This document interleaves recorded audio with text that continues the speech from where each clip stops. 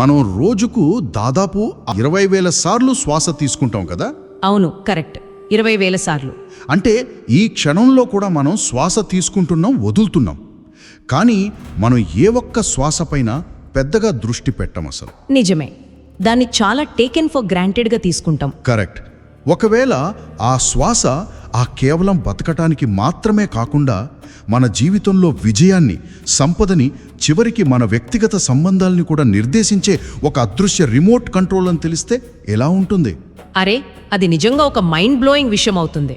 అవును, ఆ remote control battery ఎప్పుడో మన చేతుల్లో పెట్టారు. కానీ దాన్ని ఎలా వాడాలో, ఏ బటన్ నొక్కితే మన జీవితంలో ఏ అద్భుతం జరుగుతుందో ప్రాచీన కాలం నాటి శివ స్వరోదయ శాస్త్రం మాత్రమే డికోడ్ చేసింది. ఆ శివ స్వరోదయ శాస్త్రం గురించే కదా ఈరోజు మనం మాట్లాడుకోబోతున్నాం. ఎగ్జాక్ట్లీ. మన శ్వాసకు, మన విజయాలకు మధ్య ఉన్న ఆ కనెక్షన్ను డీకోడ్ చేయడమే ఈరోజు మన మెయిన్ ఫోకస్. ఈ అంశం గురించి చదువుతున్నప్పుడు నాకు కలిగిన ఆశ్చర్యం అంత ఇంత కాదు అసలు. నాకు కూడా అలాగే అనిపించింది. దీన్ని కేవలం ఒక ఆధ్యాత్మిక కోణంలోనే కాకుండా ప్రాక్టికల్ జీవితానికి ఎలా అన్వయించుకోవచ్చో విశ్లేషించడం ఇక్కడ చాలా ముఖ్యం. అవును, అంటే కేవలం కళ్ళు మూసుకొని కూర్చోవడమే కాదు కదా. కరెక్ట్. మనం సాధారణంగా శ్వాసను ఒక అసంకల్పిత భౌతిక ప్రక్రియగా చూస్తాం. అంటే ఆక్సిజన్ లోపలికి తీసుకోవడం, కార్బన్ డైఆక్సైడ్ బయటకు వదలడం, ఇంతవరకే మనకు తెలుసు. బేసిక్ బయాలజీ అన్నమాట. బేసిక్ బయాలజీనే. కానీ ప్రాచీన గ్రంథాలను, ముఖ్యంగా ఈ శివస్వరోదయ శాస్త్రంను గమనిస్తే ఈ గాలి పీల్చడం వెనుక సృష్టికి సంబంధించిన ఒక గొప్ప సైన్స్ దాగి ఉందని మనకు అర్థమవుతుంది. సైన్స్ దాగి ఉంది. ఏంటంటే ఈ గ్రంథం మొదలయ్యే తీరు కూడా ఎంతో ఆసక్తికరంగా ఉంటుంది. ఇది సాక్షాత్తు పరమశివుడు మరియు పార్వతీదేవి మధ్య జరిగిన ఒక అత్యంత రహస్యమైన సంభాషణ. ఒక్క నిమిషం, ఇక్కడే ఈ కథ చాలా ఆసక్తికరమైన మలుపు తిరుగుతోంది కదా. పార్వతీదేవి శివుడిని కొన్ని ప్రాథమికమైన కానీ అత్యంత లోతైన ప్రశ్నలు అడుగుతోంది అక్కడ. అవును, ఎలాంటి ప్రశ్నలంటే ఈ ప్రపంచం అసలు ఎలా సృష్టించబడింది, సృష్టించబడిన ఈ ప్రపంచం ఎలా కొనసాగుతోంది, ఇవన్నీ అడుగుతోంది. కరెక్ట్. కానీ ఇవన్నీ ఒక ఎత్తైతే ఆ తర్వాత ఆమె అడిగిన ప్రశ్న మనందరికీ కావలసిన అసలైన జవాబు. అంటే సక్సెస్ గురించా? అవును, ఈ లోకంలో విజయానికి ఉన్న అసలైన రహస్యం ఏమిటి అని ఆమె అడుగుతోంది. అంటే ఒకవైపు ఈ విశ్వం ఎలా పుట్టింది అనే మహాద్భుతమైన ప్రశ్నలు అడుగుతూనే, మరోవైపు మనలాంటి సామాన్యులు ఈ భౌతిక ప్రపంచంలో విజయం సాధించే మార్గాలేమిటి అని అడగడం ఈ శాస్త్రం యొక్క గొప్పదనాన్ని సూచిస్తోంది. నిజమే, ఆ సమగ్రతే ఈ శాస్త్రానికి ప్రాణమని చెప్పాలి. శివుడు ఆమె అడిగిన ఆ మొదటి 2 ప్రశ్నలకు సమాధానాలు ఇచ్చిన తరువాత విజయ రహస్యం గురించి వివరిస్తూ 3వ సూత్రాన్ని బోధించాడు. ఆ 3వ సూత్రం ఏంటి? అదే తత్వం. ఇంగ్లీష్లో చెప్పాలంటే ఎలిమెంట్ అంటాం కదా, ఆ తత్వం. ఓహో, పంచభూతాలకు సంబంధించిందిరా. అవును, ఈ ప్రపంచమంతా, ఈ సృష్టి మొత్తం పంచభూతాల ఆధారంగానే నడుస్తోందని, ఆ తత్వాలను అర్థం చేసుకుని వాటిపై పట్టు సాధిస్తే ప్రపంచంలో సాధించలేనిది ఏది ఉండదని శివుడు వివరించాడు. వావ్, అంటే ప్రపంచాన్ని శాసించవచ్చన్నమాట. గురుజీ ప్రేమ్ నిర్మల్ గారి వివరణ ప్రకారం ఈ శాస్త్రంలో ఇలాంటి అత్యంత శక్తివంతమైన సూత్రాలు మొత్తం 395 ఉన్నాయి. ఈ తత్వాల కలయికే మన ఉనికికి కారణం. ఈ తత్వం అనే పదాన్ని నేను ఒక చిన్న అనాలజీతో అర్థం చేసుకోవడానికి ప్రయత్నిస్తాను. చెప్పండి. దీన్ని మనం ఒక సాఫ్ట్వేర్ ప్రోగ్రామింగ్ లాగా అనుకోవచ్చా? అవును. అంటే ఇప్పుడు ఏదైనా ఒక మొబైల్ యాప్ లేదా పెద్ద కంప్యూటర్ సాఫ్ట్వేర్ వెనుక ఒక బేసిక్ సోర్స్ కోడ్ ఉంటుంది కదా. కరెక్ట్. సోర్స్ కోడ్ ఉంటేనే అది పని చేస్తుంది. అవును, ఆ కోడ్ ఆధారంగానే ఆ సాఫ్ట్వేర్ యొక్క పనితీరు మొత్తం ఆధారపడి ఉంటుంది. ఆ కోడ్ రాసిన డెవలపర్కు అందులో ఏది మారిస్తే బయట ఏ అప్లికేషన్ మారుతుందో స్పష్టంగా తెలుస్తుంది. అర్థమవుతుంది. అలాగే ఈ సృష్టికి సంబంధించిన బేసిక్ సోర్స్ కోడ్ ఈ తత్వం అనుకుంటే, ఆ కోడ్ను అర్థం చేసుకున్న వారు ఈ న్యాచురల్ సిస్టమ్ను, అంటే ప్రకృతిని తమకు అనుకూలంగా మార్చుకోగలరు కదా. ఎగ్జాక్ట్లీ. మీరు చెప్పిన ఎనాలజీ చాలా బాగుంది. కానీ నాకు డౌట్, ఇది వినడానికి చాలా బాగుంది, కానీ ఈ తత్వం అనే ఇంతటి విశ్వవ్యాప్తమైన విషయం మన దైనందిన జీవితానికి ఎలా కనెక్ట్ అవుతుంది? ఉదాహరణకు మనం ఆఫీస్కి వెళ్ళడం, పనులు చేసుకోవడం లాంటి డే టు డే లైఫ్కి ఇది ఎలా ఉపయోగపడుతుంది? మీరు చెప్పిన సోర్స్ కోడ్ ఎనాలజీనే తీసుకుందాం. ఇక్కడ స్క్రీన్ మీద ఒక అప్లికేషన్ ఎర్రర్ చూపిస్తుంటే బయట స్క్రీన్ను ఎంత తుడిచినా, ఎంత క్లీన్ చేసినా ప్రయోజనం ఉండదు కదా. అవును, స్క్రీన్ తుడిస్తే ఏమొస్తుంది? లోకల మార్చాలి. కరెక్ట్. ఆ ఎర్రర్ ఎందుకు వస్తుందో రూట్ కాజ్ తెలుసుకుని ఆ బ్యాక్ ఎండ్ కోడ్లో మార్పులు చేయాలి. ప్రాచీన గ్రంథాలు చేసేది కూడా సరిగ్గా ఇదే. బయట కనిపించే లక్షణాలను కాకుండా మూల కారణాలను వెతుకుతాయి. అంటే మన శ్వాస ఆ కోడ్ అంటారా? అవును, ఈ తత్వాలు అనేవి కేవలం ఎక్కడో బయట ప్రకృతిలో, హిమాలయాల్లో మాత్రమే లేవు. మన శరీరంలో ప్రతి క్షణం నిరంతరం పనిచేస్తూ ఉంటాయి. ఈ సృష్టికి మూలమైన ఆ కోడ్ మన శ్వాస ద్వారా మన శరీరంలో ఎలా యాక్టివేట్ అవుతుందో అర్థం చేసుకోవడమే దీని అసలు ఉద్దేశ్యం. ఓహో, ఇందాక అన్నట్లుగా ఆ రిమోట్ మన చేతుల్లోనే ఉందన్నమాట. అవును, ఈ శాస్త్రం ఏవో ఆకాశంలో ఉన్న నక్షత్రాల గురించి మాట్లాడటం లేదు. మన ముక్కు ద్వారా లోపలికి వెళ్తున్న గాలిలో ఏ తత్వం, అంటే అగ్నితత్వమా, జలతత్వమా లేక వాయుతత్వమా, ఏది ప్రబలంగా ఉందో తెలుసుకోవడం గురించి మాట్లాడుతోంది. దీన్ని కొంచెం లోతుగా విశ్లేషిద్దాం. ఎందుకంటే ఇక్కడే ఈ కాన్సెప్ట్ మనం ఊహకందని స్థాయికి వెళ్తుంది కదా. ఎలా అంటే ఈ శాస్త్రం పూర్తిగా హోలిస్టిక్ అని తెలుసుకున్నాం. అంటే ఇది కేవలం కళ్ళు మూసుకొని ధ్యానం చేసుకునే ఆధ్యాత్మిక సాధనలకు మాత్రమే పరిమితం కాదు అని చెప్తున్నారు. అవును, ఆధ్యాత్మికత మాత్రమే కాదు, రేట్ పెరుగుతుందని చెబుతున్నారు. మన ఆరోగ్యం, శరీరంలోని రోగాలను నయం చేసుకునే హీలింగ్ సామర్థ్యం కూడా మెరుగుపడతాయట. నిజమే. ఇంకా ఆశ్చర్యకరమైన విషయం ఏమిటంటే స్త్రీ పురుష సంబంధాలు, వైవాహిక జీవితం కూడా ఈ శ్వాస ద్వారా అద్భుతంగా మెరుగుపడతాయట. అవును, వినడానికి వింతగా ఉన్నా అదిరే నిజం. ఒకవైపు చూస్తేనేమో కుండలిని జాగృతి, జ్ఞానోదయం, మోక్షం వంటి అత్యున్నత ఆధ్యాత్మిక స్థితుల గురించి చెబుతున్నారు. మరోవైపు జీవితంలో మనం రోజు ఎదుర్కొనే డబ్బు, పెళ్లి, రిలేషన్షిప్స్ గురించి చెబుతున్నారు. ఇదెలా సాధ్యం? సాధారణంగా మనం యోగా లేదా ప్రాణాయామం అనగానే అది కేవలం సన్యాసులకు, ఆశ్రమాల్లో తపస్సు చేసుకునే వారికి మాత్రమే పరిమితం అనుకుంటాం కదా. అవును, మనకెందుకు లేని వదిలేస్తాం. కానీ ఈ శివస్వరోదయ శాస్త్రం ప్రత్యేకత ఏమిటంటే ఇది మానవ జీవితంలోని భౌతిక మరియు ఆధ్యాత్మిక పార్శ్వాలు రెండింటినీ సమతుల్యం చేస్తుంది. ఒక మనిషి బయట ప్రపంచంలో విజయం సాధించాలన్నా లేదా తన లోపలి ప్రపంచంలో శాంతిని పొందాలన్నా రెండింటికీ కావాల్సింది సరైన ఎనర్జీనే. ఆ శక్తిని నడిపించేది శ్వాసే కదా. ఒక్క నిమిషం, నేను ఇక్కడ కొంచెం పుష్ బ్యాక్ చేయాల్సిందే. శ్వాస మీద ధ్యాస పెట్టడం వల్ల మనశ్శాంతి వస్తుంది లేదా ఆధ్యాత్మికంగా కుండలిని జాగృతం అవుతుంది అంటే అందులో ఒక లాజిక్ ఉంది, మనం అర్థం చేసుకోగలం. ఓకే, మరేంటి డౌట్? కానీ కేవలం ఏ ముక్కు ద్వారా శ్వాస పీలుస్తున్నామన్నది మన సంపాదనా సామర్థ్యాన్ని ఎలా పెంచుతుంది? మనం పీల్చే గాలి మన బ్యాంక్ బ్యాలెన్స్ని ఎలా నిర్దేశిస్తుంది? పోనీ ఆ వైవాహిక జీవితాన్ని తీసుకోండి. శ్వాసకు భార్యాభర్తల మధ్య సంబంధాలకు లింక్ ఏమిటి? ఇది వినడానికి కొంచెం వింతగా, నమ్మశక్యం కానట్లుగా అనిపించడం లేదా? దీని వెనకున్న సైన్స్ ఏమిటి? ఇది చాలా సహజంగా వచ్చే సందేహమే. పైకి చూడటానికి, ఆక్సిజన్ తీసుకోవడానికి, డబ్బు సంపాదించడానికి అసలు సంబంధం లేనట్లు అనిపిస్తోంది. అవును కదా. కానీ దీని వెనకున్న మెకానిజం అర్థం చేసుకుంటే మనం ఆశ్చర్యపోతాం. మన నాసికా రంధ్రాల్లో ఏది యాక్టివ్గా ఉందో, అందులో ఏ తత్వం ప్రబలంగా ఉందో తెలుసుకోవడం ద్వారా ఈ ప్రపంచంలోని ఏ ప్రశ్నకైనా సమాధానం చెప్పవచ్చని ఈ శాస్త్రం చెప్తోంది. అదెలా? ప్రాక్టికల్గా ఏమైనా ఉదాహరణ ఉందా? ప్రాక్టికల్గానే చూద్దాం. మన మెదడులోని ఎడమ, కుడి భాగాలు మన శరీరంలోని చెరిసగం భాగాలను నియంత్రిస్తాయి కదా. అవును, అది సైన్స్. మన కుడి ముక్కు ద్వారా శ్వాస ఆడుతున్నప్పుడు దీన్ని సూర్యనాడి అంటారు. మన శరీరంలో ఉష్ణశక్తి, యాక్టివ్ ఎనర్జీ ఎక్కువగా ఉంటుంది. మెదడులోని లాజికల్ అండ్ ఎనలిటికల్ భాగం చాలా చురుకుగా ఉంటుందప్పుడు. ఓహో, కుడివైపు సూర్యనాడి అన్నమాట. అవును, అదే ఎడమ ముక్కు ద్వారా శ్వాస ఆడుతున్నప్పుడు దాన్ని చంద్రనాడి అంటారు. శరీరంలో చల్లదనం, శాంతి ఉంటాయి. మెదడులోని క్రియేటివ్ అండ్ ఇమోషనల్ భాగం యాక్టివ్గా ఉంటుంది ఆ సమయంలో. వావ్! అంటే మీరు చెప్పేదేమిటంటే మనం ఏ నాసిక ద్వారా శ్వాస తీసుకుంటున్నామో దాన్ని బట్టి మన ఆలోచన విధానం కూడా మారుతుందన్నమాట. అక్షరాల. ఇప్పుడు మీ ప్రశ్నల దగ్గరకు వద్దాం. సంపాదన సామర్థ్యం ఎలా పెరుగుతుంది అని అడిగారు కదా. ఉదాహరణకు, మనం ఒక ముఖ్యమైన బిజినెస్ డీల్ ఫైనలైజ్ చెయ్యాలి లేదా బాస్తో శాలరీ పెంపు గురించి మాట్లాడాలి అనుకుందాం. అప్పుడు ఎలా ఉండాలి? దానికి మనకు లాజికల్ మైండ్, వాదించే సామర్థ్యం, యాక్టివ్ ఎనర్జీ కావాలి. ఆ సమయంలో మన కుడి ముక్కు అంటే సూర్యనాడి ఆడుతుంటే మనం ఆ పనిలో 100% సక్సెస్ అవుతాం.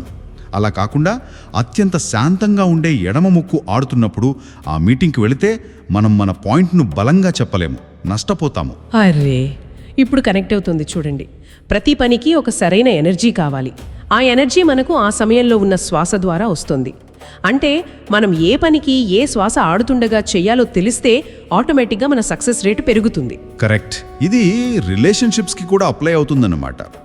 ఒకవేళ వైవాహిక జీవితంలో భార్యాభర్తల మధ్య ఏదైనా వాదన జరుగుతున్నప్పుడు ఇద్దరు సూర్యనాడి అంటే కుడిముక్కు డామినెంట్గా ఉన్న స్థితిలో ఉంటే ఆ గొడవ పెద్దదైపోతుంది. అవును, ఎందుకంటే ఇద్దరిలోనూ అగ్నితత్వం కోపం ఉంటాయి కాబట్టి.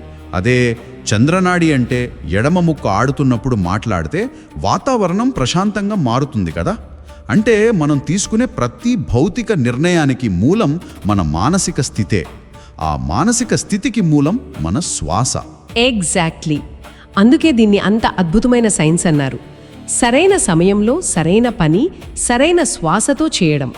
ప్రాచీన కాలంలో ఈ రహస్యం ఎవరికన్నా తెలిసిపోతుందని దీన్ని చాలా గోప్యంగా ఉంచేవారు. సీక్రెట్గా ఉంచేవారా? అవును. ఈ విద్య కేవలం రాజులకు, అత్యున్నత స్థాయి ఆధ్యాత్మిక సాధకులకు మాత్రమే నేర్పించేవారు. ఒక యుద్ధానికి వెళ్లాలన్నా, ఒక సంధి చేసుకోవాలన్నా రాజులు ఈ శాస్త్రాన్నే అనుసరించేవారు. సామాన్యులకు ఇది అస్సలు అందుబాటులో ఉండేది కాదు. గురూజీ కూడా ఇదే విషయాన్ని చెప్పారు. రాజులు యుద్ధాలు గెలవడానికి, రాజ్యాలు పాలించడానికి ఈ విద్యను ఒక సీక్రెట్ వెపన్ లాగా ఉపయోగించేవారని చెప్పారు. అవును, సీక్రెట్ వెపన్.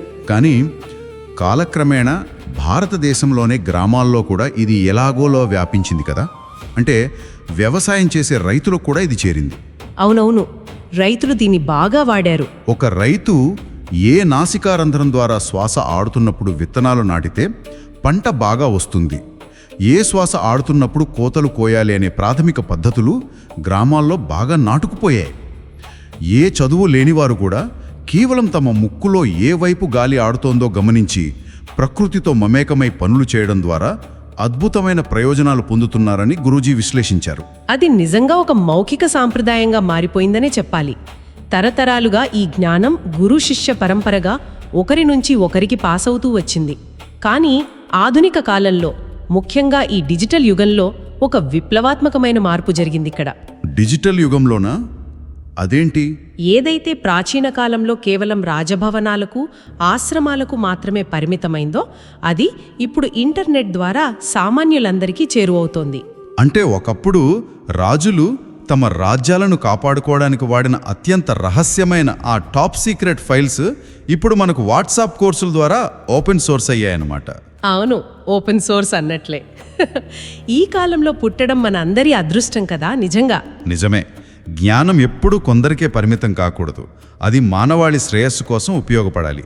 అందుకే గురూజీ ప్రేమ్ నిర్మల్ గారు ఈ శివస్వరోదయ శాస్త్రంలోని బేసిక్ సూత్రాలను అందరికీ నేర్పించడానికి ఒక నెల రోజుల వాట్సాప్ వీడియో వర్క్షాప్ని డిజైన్ చేశారు. ఓహో, నెల రోజుల వర్క్షాపేనా? అవును. ఇందులో ప్రధానంగా నాడీ జ్ఞానం నేర్పిస్తారు. అంటే మన నాసికా రంధ్రాలను ఎలా గమనించాలి, శ్వాసను ఎలా అర్థం చేసుకోవాలి అనేది నేర్పిస్తారు. అయితే ఇక్కడ మనం గమనించాల్సిన విషయం ఏమిటంటే ఈ నాడీ జ్ఞానం అనేది ఆ 395 సూత్రాలున్న మొత్తం శాస్త్రంలో కేవలం 5 నుంచి 10% మాత్రమే. ఇది కేవలం పునాది మాత్రమే. నెల రోజుల పాటు వాట్సాప్ ద్వారా నేర్చుకునే ఈ బేసిక్స్ కేవలం 5-10% మాత్రమేనా? అవునండి. ఇది జస్ట్ సినిమాకు ముందు వచ్చే చిన్న టీజర్ లాంటిదన్నమాట. మరి మిగతా 90% అసలు సబ్జెక్ట్ ఎక్కడ దొరుకుతుంది? దాన్ని నేర్చుకునే అవకాశం ఉందా అసలు? ఖచ్చితంగా ఉంది. దానికోసమే ప్రత్యేకమైన అడ్వాన్స్డ్ కోర్సును డిజైన్ చేశారు గురూజీ. ముంబై ఎయిర్పోర్టుకు సుమారు 70 కిలోమీటర్ల దూరంలో కళ్యాణ్ అనే ప్రాంతంలో ఆయనకు ఒక ఆశ్రమం ఉంది. కళ్యాణాశ్రమం? అవును. ప్రతి సంవత్సరం మహాశివరాత్రి సమయంలో అక్కడ 4 రోజుల రెసిడెన్షియల్ రిట్రీట్ జరుగుతుంది. ఇది చాలా ఇంటెన్సివ్ ప్రోగ్రాం. ఆ 4 రోజుల్లో ఈ శాస్త్రంలోని మొత్తం 395 సూత్రాలను అత్యంత లోతుగా బోధిస్తారు. 4 రోజుల్లో మొత్తం నేర్పిస్తారా? అవును. అంతేకాదు, శరీరంలో ప్రబలంగా ఉన్న తత్వాన్ని, అంటే మనం ముందు చెప్పుకున్నట్లు అగ్ని, జల, వాయు తత్వాలలో ఏది ఉందో గుర్తించడానికి ఉపయోగించే 8 పద్ధతులను ప్రాక్టికల్గా నేర్పిస్తారు అక్కడ. అరే, ప్రాక్టికల్గానా? అవును. ఈ 8 పద్ధతుల ద్వారా ఏ తత్వం యాక్టివ్గా ఉందో తెలుసుకునే విధానాన్ని తత్వజ్ఞానం అంటారు. అంటే కేవలం ముక్కు ఏ వైపు ఆడుతోందో తెలుసుకోవడం ఈ నాడీ జ్ఞానం అనేది ఫస్ట్ స్టెప్ అయితే, ఆ ఆడుతున్న గాలిలో ఫైర్ ఎలిమెంట్ ఉందా, వాటర్ ఎలిమెంట్ ఉందా అని ఒక ఎక్స్రే తీసినట్లుగా లోతుగా తెలుసుకోవడమే తత్వజ్ఞానం. అది అడ్వాన్స్డ్ లెవెల్ అన్నమాట. కరెక్ట్గా చెప్పారు. వింటుంటేనే చాలా అద్భుతంగా ఉంది. మరి ఈ ప్రాచీన విజ్ఞానాన్ని ప్రాక్టికల్గా మనం ఇప్పుడే ఈ క్షణంలో ఎలా ప్రారంభించవచ్చు? గురుజీ ఒక చిన్న ప్రాక్టికల్ విధానాన్ని చూపించారు కదా, దాన్ని ఒకసారి మనం అర్థం చేసుకుందాం. మన ప్రబలమైన స్వరాన్ని ఎలా కనుక్కోవాలో గురుజీ చాలా సింపుల్గా వివరించారు. ఇక్కడే ఈ శాస్త్రం యొక్క అసలైన మ్యాజిక్ మన అనుభవంలోకి వస్తుంది. మనం చూసుకుంటే దేనికోసమైతే ప్రాచీన యోగులు సంవత్సరాల తరబడి గుహల్లో కూర్చుని సాధన చేశారో దాన్ని మనం మన దైనందిన జీవితంలో ఒక చిన్న పద్ధతి ద్వారా ఇప్పుడే గమనించవచ్చు. అవును, ఎలా? దీనికోసం మనం ఉపయోగించాల్సిన టెక్నిక్ పేరు విష్ణుముద్ర. విష్ణుముద్ర కదా. దీన్ని ఎలా చేయాలో నేను వివరిస్తాను. మీరు అందులో ఏమైనా తప్పులుంటే సరిదిద్దండి. తప్పకుండా చెప్పండి. మొదట మన కుడి చేతిని తీసుకుని బొటనవేలును ఉపయోగించి మన కుడి నాసికారంధ్రాన్ని సున్నితంగా మూసివేయాలి. అప్పుడు కేవలం ఎడమవైపు నుంచి మాత్రమే శ్వాస పీల్చి వదలాలి. ఇలా 2-3 సార్లు చేయాలి. ఆ సమయంలో మనం దేనిపై ధ్యాస పెట్టాలంటే గాలి స్వేచ్ఛగా ఆడుతోందా లేదా, గాలి వెళ్ళేటప్పుడు ముక్కు లోపల ఏదైనా రాపిడి లేదా ఘర్షణ ఉందా అని గమనించాలి. నేను చెప్పిన ప్రాసెస్ కరెక్టేనా? మీరు చెప్పిన ప్రాసెస్ 100% కరెక్ట్. ఇక్కడ మనం గమనించాల్సిన అతి ముఖ్యమైన విషయం ఆ ఘర్షణ గురించే. గాలి ఎంత సాఫీగా వెళుతోంది, దాని ఉష్ణోగ్రత ఎలా ఉంది అనేది కూడా చాలా సున్నితంగా గమనించాలి. ఉష్ణోగ్రత కూడానా? ఓకే. అవును. ఇది చేసిన తర్వాత వెంటనే అదే పద్ధతిని రెండో వైపు కూడా అప్లై చేయాలి. అంటే ఇప్పుడు చేతివేళ్లతో ఎడమవైపు నాసికారంధ్రాన్ని మూసి కేవలం కుడివైపు నుంచి మాత్రమే శ్వాస తీసుకుని వదులుతూ గమనించాలి. ఇక్కడ కూడా గాలి ఎంత ఫ్రీగా వెళుతోంది, ఎంత ఘర్షణ ఉంది అనేది చెక్ చేసుకోవాలి. ఫ్రీగా ఒక హైవే మీద ట్రాఫిక్ లేకుండా బండి వెళ్ళినట్లు స్మూత్గా లోపలికి వెళ్ళి బయటకు వస్తుందో ఆ సమయంలో ఆనాసికారంధ్రం డామినెంట్గా ఉందన్నమాట. కరెక్ట్. ఉదాహరణకు గురూజీ మాట్లాడుతున్నప్పుడు ఆయన స్వయంగా దీన్ని కెమెరా ముందు టెస్ట్ చేసుకుని ఆ క్షణంలో తన కుడి నాసిక ప్రబలంగా ఉందని, అందులో గాలి చాలా ఫ్రీగా వెళ్తోందని చెప్పారు. నిజం చెప్పాలంటే దీని గురించి వింటున్నప్పుడు ఎవరైనా సరే వెంటనే ముక్కు పట్టుకుని తమ శ్వాసను చెక్ చేసుకోకుండా ఉండలేరు. నేను కూడా ఇప్పుడే చెక్ చేసుకున్నాను. నా ఎడమ ముక్కు చాలా ఫ్రీగా ఆడుతుంది. ఇదంతా సింపుల్ అండ్ పవర్ఫుల్ టెక్నిక్ కదా అసలు. మీరు చెప్పింది అక్షరాల నిజం. ఈ చిన్న ప్రాక్టీస్ మనకు ఎంతో లోతైన అవగాహన ఇస్తుంది. ఎందుకంటే మనం మన శ్వాస పైన, అంటే మన శరీరంలో నిరంతరం జరుగుతున్న ఒక సహజ ప్రక్రియపై ధ్యాస పెట్టడం ద్వారా మొదటిగా మన అప్రమత్తతను అమాంతం పెంచుకోగలుగుతున్నాం. అలర్ట్నెస్ పెరుగుతుంది. ప్రెజెంట్ మూమెంట్లోకి, అంటే వర్తమానంలోకి వచ్చేస్తోంది. నిజమే. గురూజీ స్వరం అనే పదానికి ఒక అత్యద్భుతమైన నిర్వచనం ఇచ్చారిక్కడ. స్వరం అంటే కేవలం గాలి పీల్చడం కాదు. నాసికారంధ్రం లోపల గాలి వెళుతున్నప్పుడు వినిపించే ఆ సన్నని శబ్దం మరియు ఆ గాలి ముక్కు లోపలి గోడలకు తగులుతున్నప్పుడు మనకు కలిగే స్పర్శ, ఈ రెండింటి కలయికే స్వరం అంటారు. ఆ శబ్దాన్ని వినగలగడం, ఆ స్పర్శను ఫీల్ అవ్వగలగడమే ఈ నాడీ జ్ఞానానికి తొలిమెట్టు. అరే, అంటే మనం పీల్చే గాలి చేసే ఆ సన్నని సౌండ్, ఆ ఫీల్, ఇదే మొత్తం స్వరయోగా అనే ఒక మహాభవనానికి పునాది రాయనమాట. అయితే గురూజీ ఒక మాట చెప్పారు. రాబోయే తన తదుపరి విశ్లేషణల్లో ఈ డామినెంట్ నాసిక ద్వారా లభించే జ్ఞానం గురించి, అంటే ఆ నాడి జ్ఞానం గురించి మరింత లోతుగా వివరిస్తానని చెప్పారు. కాబట్టి ఈ అన్వేషణ ఇక్కడతో ఆగిపోయేది కాదు. ఇది ఒక మహాప్రయాణానికి నాంది మాత్రమే. ఇది నిజంగా ఒక ప్రారంభం మాత్రమేనండి. ఈరోజు మనం చర్చించిన అంశాలను ఒకసారి క్రోడీకరిస్తే సృష్టి రహస్యాలను, సామాన్యుడి సక్సెస్ ఫార్ములాను కలిపే శివ స్వరోదయ శాస్త్రం గురించి మనం తెలుసుకున్నాం. ఇందులో ఉన్న ఆ 395 సూత్రాల ప్రాముఖ్యత ఏమిటో, భౌతిక మరియు ఆధ్యాత్మిక విజయాలకు శ్వాస ఎలా ఒక మూల కారణం, ఒక సోర్స్ కోడ్ అవుతుందనేది విశ్లేషించాం. అవును, మనం మొదట్లో మాట్లాడుకున్నట్లుగా ఈ అదృశ్య రిమోట్ కంట్రోల్ ఎంత పవర్ఫుల్ అనేది స్పష్టమైంది. మన ఎర్నింగ్ కెపాసిటీ, మన రిలేషన్షిప్స్, ఆఖరికి మనం అత్యున్నత ఆధ్యాత్మిక స్థితికి చేరుకోవడం వరకు అన్నీ ఎలా ఈ బేసిక్ సోర్స్ కోడ్ అయిన తత్వంపై ఆధారపడి ఉన్నాయో మాట్లాడుకున్నాం. ఒకప్పుడు కేవలం మహారాజులకు, యోగులకు మాత్రమే పరిమితమైన ఈ ప్రాచీన రహస్యాలు ఇప్పుడు వాట్సాప్ కోర్సుల ద్వారా అందరి అరచేతుల్లోకి ఎలా వచ్చాయో, ఆపై మరింత లోతైన జ్ఞానం కోసం కళ్యాణాశ్రమంలో జరిగే 4 రోజుల మహాశివరాత్రి రిట్రీట్ లాంటి అద్భుతమైన అవకాశాలు ఎలా ఉన్నాయో తెలుసుకున్నాం. అంతేకాదు, ప్రాక్టికల్గా ఎవరికి వారు విష్ణుముద్ర ద్వారా తమ ప్రబలమైన స్వరాన్ని ఎలా గుర్తించాలో కూడా నేర్చుకున్నాం కదా. అవును, ఇక్కడ ఒక విషయాన్ని మనం బలంగా గుర్తుంచుకోవాలి. ఈ ఆధునిక ఉరుకుల పరుగుల జీవితంలో నిత్యం మనం ఎదుర్కొనే ఒత్తిడిని జయించడానికి క్లిష్టమైన పరిస్థితుల్లో సరైన నిర్ణయాలు తీసుకోవడానికి ఈ ప్రాచీన విద్య ఒక ఆయుధం లాంటిది. మన శ్వాసను మనం అర్థం చేసుకోవడం అంటే అంతిమంగా మన గురించి మనం మరింత స్పష్టంగా తెలుసుకోవడమే. ఇదంతా విన్నాక నా మనసులో ఒక ఆలోచన బలంగా మెదులుతోంది. మనం ఇందాక మాట్లాడుకున్నాం కదా, రైతులు ఏ నాసికారంధ్రం డామినెంట్గా ఉందో కేవలం గమనించి ఆ సమయానికి అనువైన పనులు చేస్తూ విజయం సాధిస్తున్నారని. అవును, వాళ్ళు కేవలం అబ్జర్వ్ చేస్తారు. అంటే వారు ప్రకృతికి అనుగుణంగా నడుచుకుంటున్నారు. కానీ ఇదంతా తెలిసాక ఒక అడుగు ముందుకు వేద్దాం. ఒకవేళ ఏ పనికి ఏ శ్వాస అవసరమో మనమే పూర్తిగా తెలుసుకుని కేవలం గమనించడం దగ్గరే ఆగిపోకుండా మన అవసరాలకు తగ్గట్టుగా మన శ్వాసను మనమే మార్చుకోగలిగితే? ఓ, స్విచ్ చేయడం అన్నమాట. ఎగ్జాక్ట్లీ. అంటే మనకు లాజికల్ ఎనర్జీ కావాల్సినప్పుడు కుడి ముక్కును, శాంతం కావాల్సినప్పుడు ఎడమ ముక్కును మనమే యాక్టివేట్ చేయగలిగితే అప్పుడు మన భవిష్యత్తును అక్షరాలా మన చేతిలోనే రాసుకున్నట్లు కదా. వావ్, భలే చెప్పారు. ఆ అదృశ్య రిమోట్ కంట్రోల్లో ఛానల్స్ మార్చే కంట్రోల్ నిజంగానే మన చేతికొస్తే, మన శ్వాసను మార్చడం ద్వారా మన తలరాతను మనమే మార్చుకోగలిగితే ఆ పవర్ ఎలా ఉంటుందో ఒక్కసారి ఊహించండి. దీని గురించి ఆలోచిస్తూ ఉండండి. మరో ఆసక్తికరమైన అంశంతో మళ్ళీ ఈ డీప్ డైవ్లో కలుద్దాం. అప్పటి వరకు శ్వాస మీద ధ్యాస ఉంచండి.